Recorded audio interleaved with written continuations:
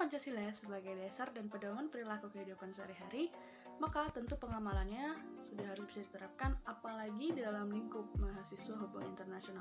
Kami, kelompok 6, akan memberikan pandangan kami terkait pengamalan Pancasila dari sila 1 sampai sila kelima.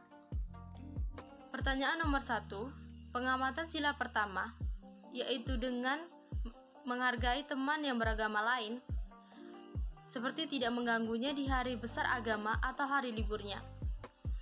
Sikap yang bertentangan dengan pengamatan sila tadi adalah memaksa agama kita dijadikan atau pedoman kepada orang lain. Pengamalan sila kedua Pancasila dapat diwujudkan dengan mengikuti sebuah acara amal guna menggalang dana bagi suatu negara yang sedang mengalami kesulitan atau bisa disebut dengan pihak-pihak yang sedang mengalami bencana. Sedangkan sikap yang sangat bertentangan dengan sila kedua yaitu memalingkan wajah kita dari mereka yang sedang membutuhkan bantuan. Pengalaman sila ketiga juga tidak terlalu susah untuk dilakukan, yaitu dengan cara mengembangkan sikap menghargai orang lain seperti menjaga keterlibatan, di mana saya jangan menyebarkan berita yang belum jelas asal-usul dan kebenarannya, begitu kita mendapatkan kabar yang ada. Pengamalan sila keempat dapat melalui diskusi. Sesuai dengan bunyi silanya, kerakyatan yang dipimpin oleh hikmat kebijaksanaan dalam permusyawaratan perwakilan. Yang dimaksudkan, ketika kita menghadapi suatu masalah, janganlah cepat emosi, melainkan kita harus melakukan sebuah diskusi, sehingga tercapainya pemecahan masalah yang diinginkan oleh kedua belah pihak. Lalu, dengan memaksakan kehendak kita terhadap orang lain, itu dapat memecahkan sebuah kesatuan dan merupakan contoh sikap yang tidak terpuji dari mahasiswa yang Pancasialis.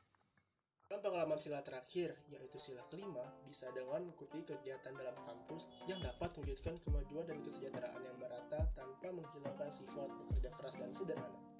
Sedangkan, jika kita mengelompokkan orang berdasarkan status sosial dan kondisi ekonomi, adalah hal yang bertentangan dengan sila kelima loh. Jika tadi kita membahas tentang mahasiswa yang Pancasialis, maka kali ini kita akan membahas lingkup kerja untuk lulusan hubungan internasional yang terbilang cukup luas, apalagi dalam ranah politik. Akan tetapi, dengan berbagai pertimbangan, kelompok kami pun memilih pekerjaan jurnalis yang akan dianalisis sebagai salah satu contoh pekerjaan untuk tugas kali ini. Bagaimanakah pekerjaan jurnalis yang Pancasialis untuk bangsa Indonesia? Sesuai dengan sila pertama yang berbunyi ketuhanan yang Maha Esa, sikap yang ideal untuk dimiliki seorang jurnalis adalah dengan tidak memberitakan hal yang menggiring opini tentang suatu agama tertentu pada masyarakat luas. Karena ini adalah suatu topik sensitif, jika dibahas dapat menimbulkan perpecahan. Sila kedua yaitu kemanusiaan yang adil dan beradab.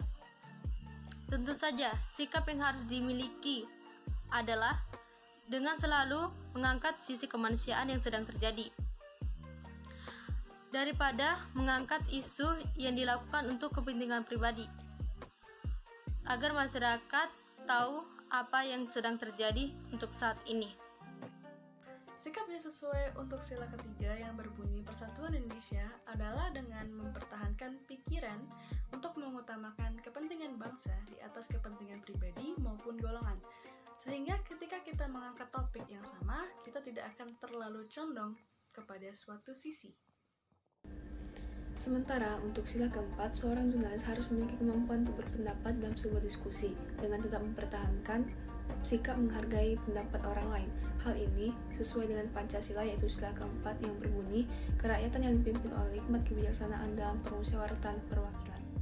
Pengamalan sila kelima yang dapat dilakukan oleh seorang jurnalis yaitu memiliki sikap netral pada saat menghadapi sebuah permasalahan negara.